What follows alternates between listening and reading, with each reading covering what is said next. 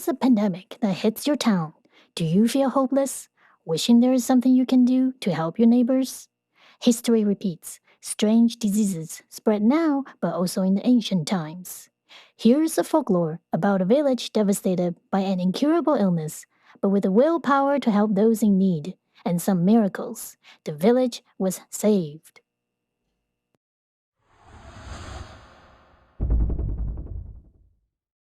The Magic Bed of 100 Birds. A long time ago, in the village of Liujia, there was a carpenter with good craftsmanship. Everyone called him Carpenter John. Carpenter John was very skillful at making useful furniture. The lady next door asked, "Our table is broken. Can you help us repair it?" "No problem." The man who lived across from him said, "Can you help me make a new bed?" "No problem. I'm great at making bed furniture." The people in the village liked to be friends with him and hang out with him. However, there was one year, a strange disease spread in the village. People who became sick lost their bodily strength and couldn't get better. Carpenter John felt very sad. "Oh, I only know how to make a bed. There is nothing that I can do for my sick friends." One night, Carpenter John laid on a bed and could not sleep. He opened his eyes and saw two birds outside a window. One was an owl and the other was a nightingale.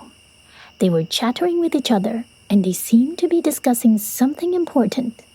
When listened closely, he realized that the two birds were actually speaking in human language. "Brother Owl, there has been a strange disease spreading in Liujia village recently. Let's run away from here quickly. If we become infected, we will not be able to fly anymore." The nightingale said crisply, "Sister Nightingale, you're right. But I heard that in the 100 Birds Forest, there is a very special tree. If someone makes this tree into a bed, the sick person can become healthy again by lying on this magic bed." The owl said with a sigh, "I agree, but the trip to the 100 Birds Forest is far and dangerous. Who dares to go? Let's leave this village." The nightingale said, flapped her wings, and flew away with the owl. After hearing the words of these two birds, Carpenter John decided to leave for the 100 Birds Forest right away and look for this magic tree, hoping to turn it into a magic bed. Carpenter John walked for many days. The mountain was getting taller and taller, and the trail was getting more and more difficult. He became more and more exhausted and decided to sit down and have a rest. At this very moment, he saw a colorful phoenix flying through the sky. Oh no! A big eagle was chasing immediately after her. "Cuckoo! Cuckoo!" The little phoenix panicked and cried for help. Carpenter John quickly jumped in and helped chase the eagle away. "Cuckoo! Cuckoo!" The little phoenix flew over to Carpenter John and said, "Thank you for saving me. How should I repay you?" Carpenter John didn't think that the little phoenix could also speak in human language. "I'm going to the 100 Bird Forest to find a special tree and make it into a magic bed. Can you take me to the 100 Bird Forest?"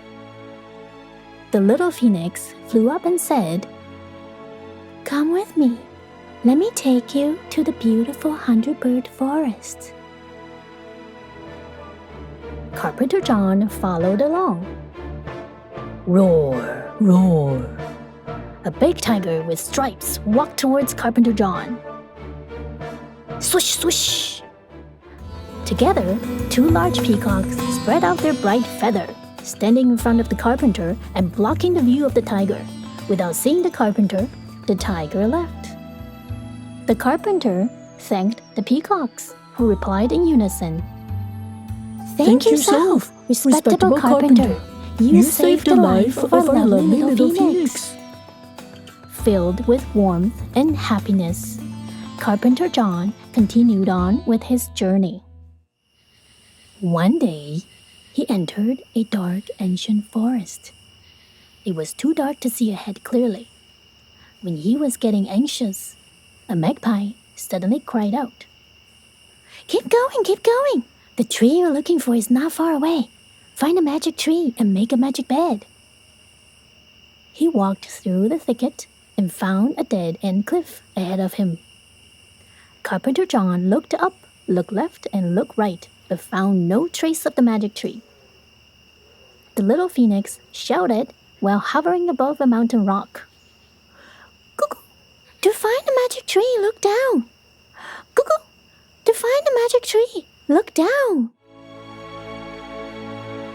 He walked to the end of the cliff and looked down.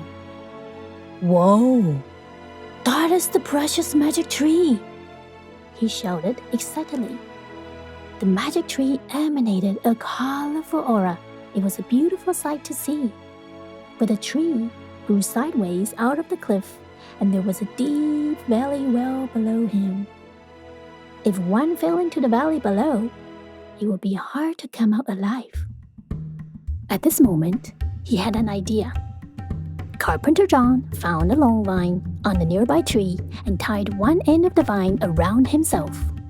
Grasping his axe tightly, he swung down the mountain cliff towards the magic tree.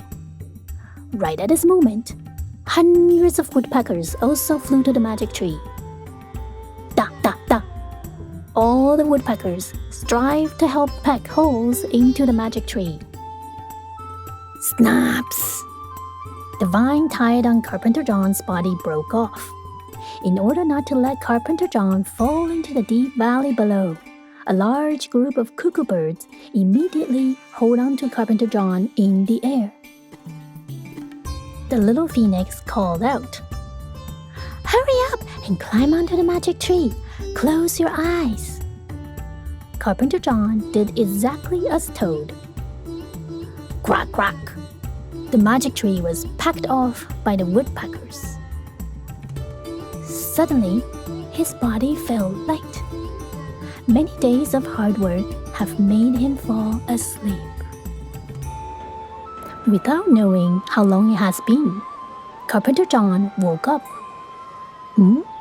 Did I get home already? Where did the little phoenix and the birds go? He said to himself in surprise. Carpenter John realized that he was still sitting on the magic tree. Immediately, he got to work on making the bed, using his finest craftsmanship. He remembered that he received a lot of help from all the birds he met on his adventure. He decided to engrave hundreds of different birds on this magical bed. He called it the Bed of 100 Birds. When the Bed of 100 Birds was completed, people in the village came to see it. One by one, people who were sick took turn lying down on this bed. Strangely, those who lay on the bed of 100 birds instantly became healthy again. Even more strangely, when the last patient was cured on the bed of 100 birds, all the different birds that were carved on the bed spread their wings and flew out of the bed into the sky, singing and dancing lively. From then on, in the village of Liujia, the song of birds could be heard everywhere. The lively dance of the birds can be seen everywhere. The villagers were very happy. Carpenter John also had many birds as his friends. He was no longer lonely. I hope you enjoy our story about the magical birds from the forest who have all decided to help the virtuous carpenter save his fellow villagers from strange diseases. There was one special bird mentioned in the story that is not found in this world today. That is the Asian phoenix, Fenghuang. But this ancient bird has appeared in drawings, paintings, or art for over 8,000 years. If Fenghuang ever existed in ancient time, don't you wish to travel back in time to meet this special bird? Today, you can still see images of Fenghuang on roof of temples or as decorations for weddings. If you spot any image of phoenix in your life or neighborhood, share your findings with us on Instagram #ISpotPhoenix.